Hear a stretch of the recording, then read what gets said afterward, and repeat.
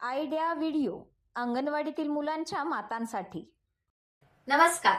आजच्या मीटिंगमध्ये तुम्हा सर्वांचे हार्दिक स्वागत आहे. मागच्या आठवड्यातील घरातील वस्तू मोजणे हा व्हिडिओ आणि वयोगटानुसार दिलेली वर्कशीट यावर गटात चर्चा करून तुम्ही मुलांसोबत ही कृती केली असेल. तुमचे विचार आणि अनुभव आम्हाला कळवा. आता आजचे काम सुरू करूया. तोपर्यंत व्हिडिओ इथेच थांबू. आता आपण पुढची कृती करूया, जिचे नाव आहे चला करून पाहूया. सर्व मातांना गोलात उभे करा. आता लीडर माता जंप, डान्स, क्लॅप अशा सूचना देईल. तेव्हा सर्व मातांनी तशी कृती करायची आहे. जी माता शेवटपर्यंत सूचनांचं पालन करून कृती करत राहील ती विजेती ठरेल. हा खेळ पूर्ण होईपर्यंत व्हिडिओ इथेच थांबू. आता पुढील क्रियाकृती करू, जिचे नाव आहे काही नवीन शिकूया. हिवाळ्यात त्वचेची काळजी घेणे खूप गरजेचे असते, कारण थंडी आणि कोरडी हवा त्वचेला कोरडी, फाटलेली आणि नीरस बनवते. चला या व्हिडिओमधून अधिक माहिती घेऊया. हिवाळा म्हणजे थंडी, गुलाबी थंडी. पण या गुलाबी थंडीत आपल्या लहानग्यांची कोमल त्वचा कोरडी आणि रखरखीत होऊ शकते. म्हणूनच थंडीच्या दिवसात मुलांच्या त्वचेची योग्य काळजी घेणं खूप आवश्यक आहे.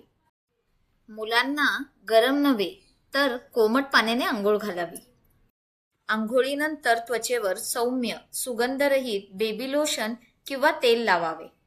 त्वचेची चमक टिकून राहण्यासाठी मुलांच्या आहारात बदाम, दूध, फळं आणि हिरव्या भाज्यांचा समावेश करा.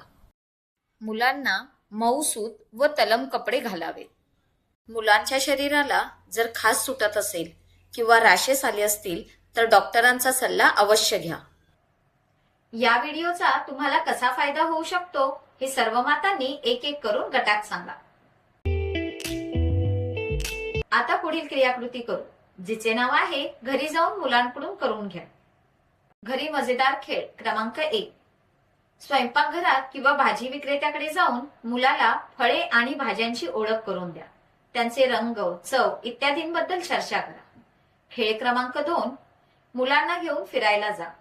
फुले आणि पाने गोळा करा.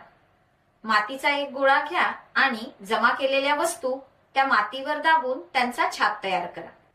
दिलेल्या वर्कशीटमध्ये मुलांच्या वयोगटानुसार क्रियाकृती दिली आहे, त्या समजून घ्या आणि मुलांकडून करून घ्या.